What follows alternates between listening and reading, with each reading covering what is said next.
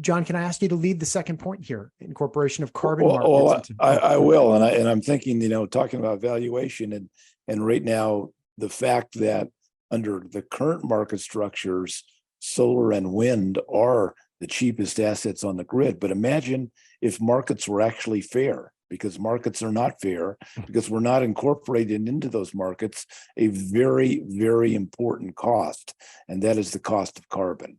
We're not incorporating into those markets what the value is to consumers of having low or no carbon resources incorporated in those markets, so that we don't continue to have the serious climactic events we're experiencing, certainly in the West here where I am in Nevada currently, and in California, the horrific situations they've seen there with the wildfires. And I know throughout the East now is starting to get their dose of it from the Canadian wildfires as well. Mm-hmm. And this is only going to get worse and worse. We all know that. The papers have just had, reported recently that this 4th of July was the hottest day on earth we've ever seen, as an average temperature across the entire planet.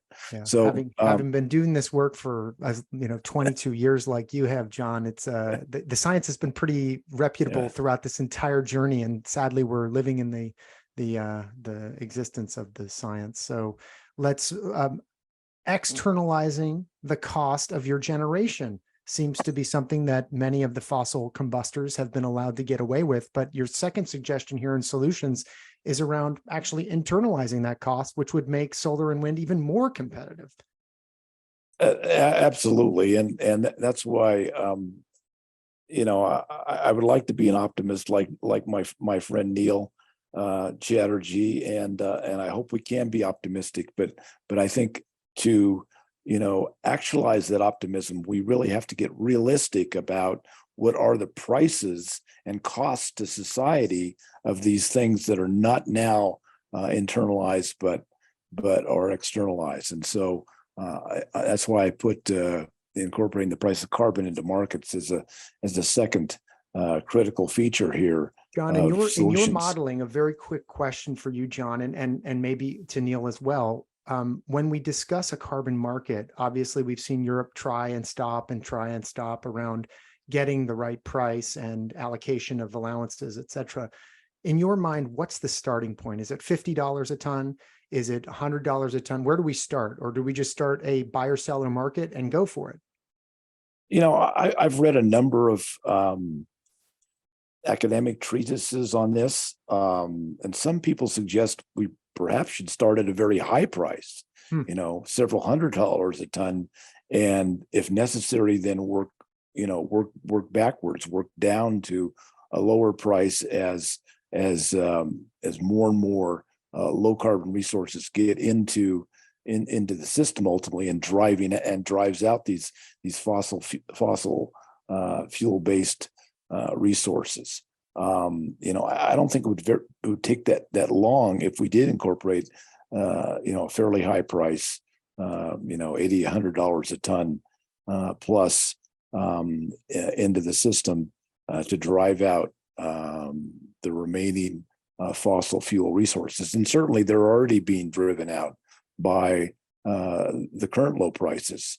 And also I think that I also think that the financial markets are catching up here, where you're seeing these new resources that are requiring fossil inputs are not getting financed because the forward curve just doesn't support these types of assets in the long term, especially if we're pairing with storage, a solar or wind asset, and the cost is still lower than natural gas on peak. You're going to see that financing problem. But let's move over to Neil here for a minute. And Chairman Wellinghoff is suggesting maybe some data suggests we should start at a very high price for the carbon ton and then Dutch auction down, or in some mechanism move it down. What's your thinking about incorporating the cost of emissions and pollutions upon our society into someone that's creating those emissions? Yeah, this is something that was central to my tenure at FERC, and in the eyes of some led to my being fired as chair of the commission by former President Trump. But what I dealt with during my tenure was a scenario in which we really struggled with trying to balance state decarbonization goals with the efficient function of markets. And what we found was, in the absence of federal legislative guidance, specifically on carbon mitigation and decarbonization, increasingly states were taking it upon themselves to pursue their own policies to achieve their carbon reduction goals. And those policies, when you were dealing with multi-state markets, were distorting efficient market signals. And it put the commission, quite frankly, in an impossible situation. The largest market, PJM in the mid-Atlantic, came to FERC and essentially said that the status quo was unsustainable and that FERC had to take steps to amend PJM's tariffs to accommodate for the challenge of balancing these state policies with efficient market function. And what the commission did under my tenure, that was not an easy decision, but we implemented something called a minimum offer price rule that, it's an oversimplification, basically required bidders into a forward capacity auction to bid their true costs, not their subsidized costs. And that in turn led us to a situation where a number of generators and states contemplated exiting the competitive wholesale power markets. And that put me in a really challenging position. I'm someone who believes in markets, who believes that markets have developed or have delivered tremendous benefits for consumers, for the economy, and for the environment. We've been successfully squeezing carbon out of the US power sector due to, in my belief, the contributions of competitive wholesale power markets. And so I wanted the power markets to succeed and to continue. And I was faced with this conundrum to where the market protective step that the commission took, the MOPR, was leading people to potentially exit the market, which would have led to the dissolution of the markets, which was also not an acceptable outcome.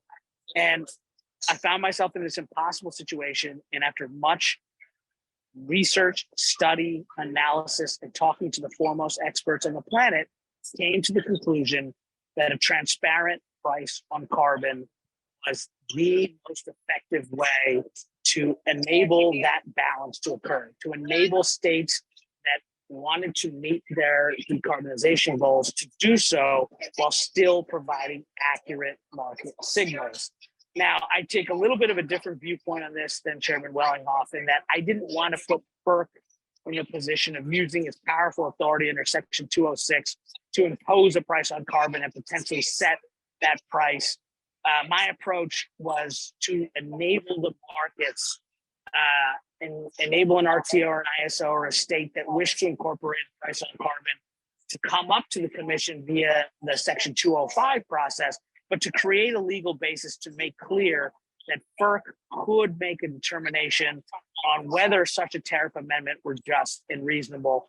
And I understand that that may not be as aggressive as some would like to see, but I was trying to also balance the political realities around the fact that a price on carbon is tough, because when the economy is performing well and strongly, energy tends to be at the core of that successful economic performance, and people are loath to do anything to disrupt that successful economic performance, like adding a price to energy.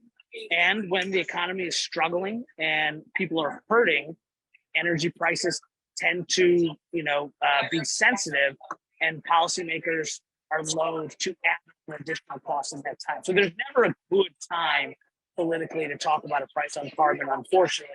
It doesn't mean that it's not the right policy to pursue. I simply thought that enabling an RTO or ISO to work its own stakeholder process and come up with a price on carbon that FERC could make a thumbs up or thumbs down call on was a step in the right direction.